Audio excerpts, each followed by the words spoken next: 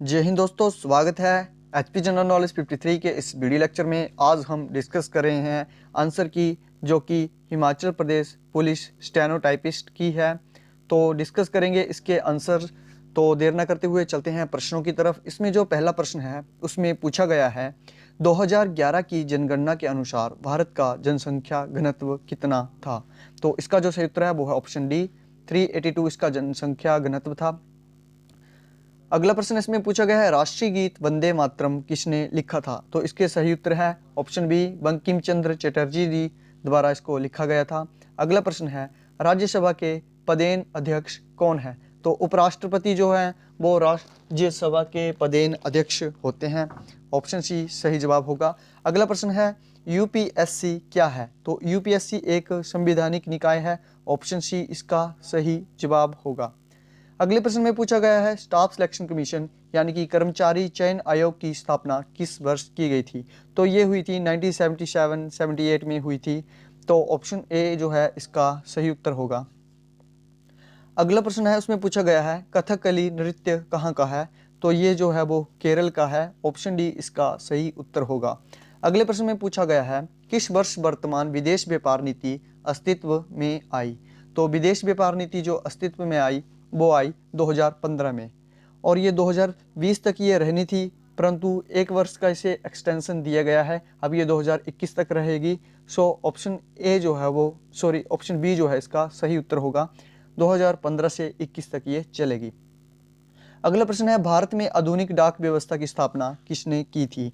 तो इसका जो सही उत्तर है वो होगा ऑप्शन डी, यानी कि ये लॉर्ड डलहौजी ने की थी, और ये अक्टूबर 1854 में की थी। और ईस्ट इंडिया कंपनी के अंतर्गत आने वाले लगभग 701 डाकघरों को मिलाकर की गई थी इसकी स्थापना। अगला प्रश्न इसमें पूछा गया है भारतीय सैन्य अकादमी भारत में किस स्थान पर है। तो भारतीय सैन्य अकादमी भारत में देहरादून में है। अगला प्रश्न है भारत में सर्वाधिक पावर निर्माता कौन सी कंपनी है। तो एनटीपीसी जो है वो सर्वाधिक पावर निर्माता कंपनी है। अगला प्रश्न इसमें पूछा गया है पीपीपी स्टैंड फॉर। तो इसका जो सही उत्तर है वो होगा option A, public private partnership के लिए इसका प्रयोग होता है। ऑप्शन ए सही जवाब होगा। अगले प्रश्न में पूछा गया किस वर्ष प्रतिस्पर्धा अधिनियम लागू किया गया।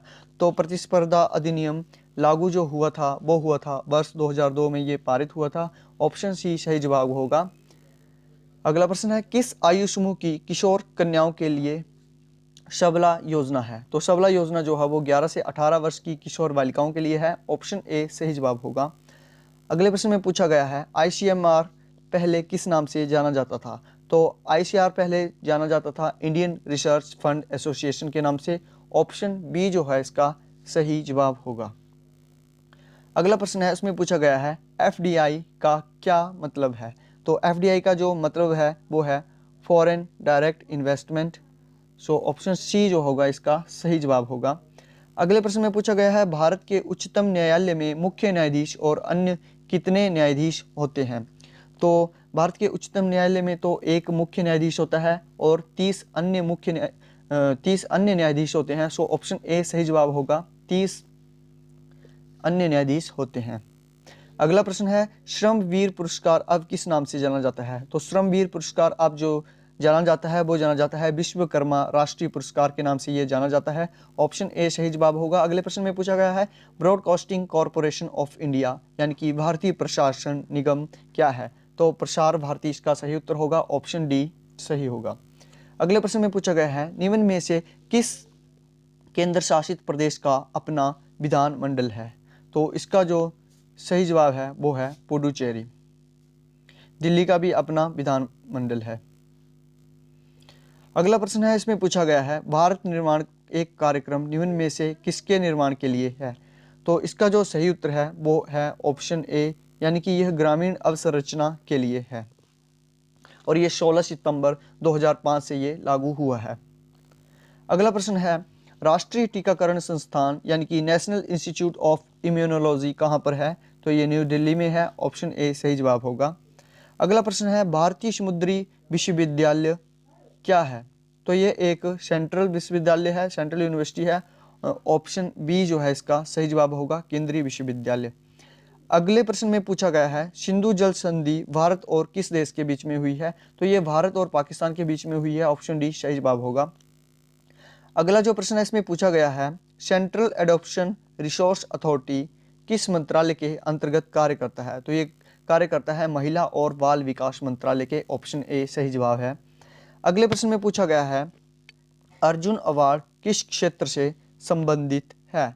तो अर्जुन अवार्ड जो संबंधित है तो वो है खेलकूद से संबंधित है। ऑप्शन सी सही जवाब होगा। अगले प्रश्न में पूछा गया है चंडीगढ़ शहर किस वास्तुकार का सृजन है? तो इसे जो डिजाइन किया गया था तो किया गया था ली कार्बूजियर द्वारा किया गया था। ऑप्शन सी सही जवाब होगा। अगला जो प्रश्न है इसमें पूछा गया है निम्न में कौन सा सिंधु घाटी स्थल नहीं है? तो इसका जो सही उत्तर है वो होगा ऑप्शन डी, यानी कि चेन्नई जो है वो सिंधु घाटी स्थल नहीं है, बाकी के सभी जो हैं वो सिंधु घाटी स्थल हैं। अगला प्रश्न इसमें पूछा गया है प्राचीनतम धार्मिक ग्रंथ कौन सा है? तो ऋग्वेद जो है वो प्राचीनतम धार्मिक ग्रंथ है। ऑप्शन ए जो है सही जवाब होगा। हमारा अगला प्रश्न है उसमें पूछा गया है अंग महाजनपद की राजधानी क्या थी? तो इसका जो सही उत्तर है वो है ऑप्शन बी, यानी कि चंपा या फिर चंपापुरी जो थी वो इसकी राजधानी थी। अगले प्रश्न में पूछा गया है मौर्य वंश का संस्थापक कौन था? तो मौर्य वंश का जो संस्थापक था चंद्रगुप्त मौर्य था। ऑप्शन डी सही जवाब है। अगले प्रश्न में पूछा गया है अजंता चित्रकला किस काल में संबंधित है? तो ये गुप्त काल से संबंधित है। ऑप्शन ए सही जवाब है। अगले प्रश्न में पूछा गया है पृथ्वी राज रासो किसके द्वारा लिखी गई थी? तो ये चंद्रबरदाई द्वारा लिखी गई थी। चंद्रबरदाई पृथ्वीराज के मित्र थे और ये उनके राजकवि भी थे। अगले प्रश्न में पूछा गया है किस बहमनी शासक ने जालिम की उपाधि प्राप्त की थी? तो जालिम की उपाधि जो प्राप्त की थी वो की थी हुमायूं ने की थी, और उसे जो वो दक्कन का नीरो भी कहा जाता है। अगले प्रश्न में पूछा गया है पानीपत की दूसरी लड़ाई में अकबर का प्रतिनिधित्व किसने किया था? तो ये किया था बैरम खान ने किया था। अगला प्रश्न है उसमें पूछा गया है हड़प नीति के अंतर्गत किस राशि राज्य को कुव्यवस्था के कारण सम्मिलित किया गया था? तो ये सतारा को किया था सबसे पहले, उसके बाद झांसी को किया गया था। अगले प्रश्न में पूछा गया है निम्न में से किसने युवा बंगाल आंदोलन चलाया था? तो ये 1826 में चला था और इसे चलाया था हेनरी लुइस विवियन डेरिजियो ने ये चलाया था। ऑप्शन डी सही जवाब होगा। अगले प्रश्न में पूछा गया है 1893 में किसने शिकागो में धर्मों के संसद में उपस्थिति दर्ज की थी? तो ऑप्शन ए सही जवाब है, विवेकानंद जी ने की थी। अगला प्रश्न है इसमें इरविन समझौता किस वर्ष हस्ताक्षरित हुआ था? तो ये हुआ था सन 1931 1931 में ये हुआ था। अगले प्रश्न में पूछा गया है किस वर्ष महात्मा गांधी दक्षिण अफ्रीका से वापस आए थे? तो 1915 में महात्मा गांधी दक्षिण अफ्रीका से वापस आए थे। अगले प्रश्न में पूछा गया है किस वर्ष आज़ाद हिंद फौज की स्थापना हुई थी? तो इसका जो सही उत्तर है वो है ऑप्शन सी, यानी कि अगस्त 1942 में ये हुई थी। अगले प्रश्न में पूछा गया है कौन सा सबसे छोटा ग्रह है? तो बुध ग्रह जो है वो सबसे छोटा ग्रह है। अगले प्रश्न में पूछा गया है लाइट ईयर किसकी इकाई है? तो लाइट ईयर जो है वो दूरी की इकाई है। ऑप्शन ए सही जवाब है। अगला प्रश्न है निम्न में से किसका हमारे वायुमंडल में सर्वाधिक प्रतिशत है? तो नाइट्रोजन का जो है हमारे वायुमंडल में सर्वाधिक प्रतिशत है। ऑप्शन डी सही जवाब होगा। अगला प्रश्न है इसमें पूछा गया है दक्षिणी अर्धगोलार्ध में सबसे लंबा दिन कौन सा है? तो 22 दिसंबर जो है वो दक्षिणी अर्धगोलार्ध में सबसे लंबा दिन है। अगला प्रश्न है इसमें पूछा गया है रूस ने कितने टाइम जोन को स्वीकारा है? तो रूस ने जो स्वीकारा है 11 टाइम जोन को स्वीकारा है। ऑप्शन सी सही जवाब होगा। अगला प्रश्न इसमें पूछा गया है पृथ्वी के वायुमंडल में मुख्य प्लेट्स की कुल संख्या कितनी है? तो इसका जो सही उत्तर है वो है ऑप्शन 7, यानी कि 7 इसकी कुल संख्या है। तो दोस्तों ये पार्ट वीडियो आपको कैसी लगी? हमारे चैनल को सब्सक्राइब करें, वीडियो को शेयर करें। जल्द ही आपके लिए हम पार्ट 2 लेकर हाजिर होंगे। तब तक के लिए बने रहें हमारे चैनल के साथ। जय हिंद, जय भारत।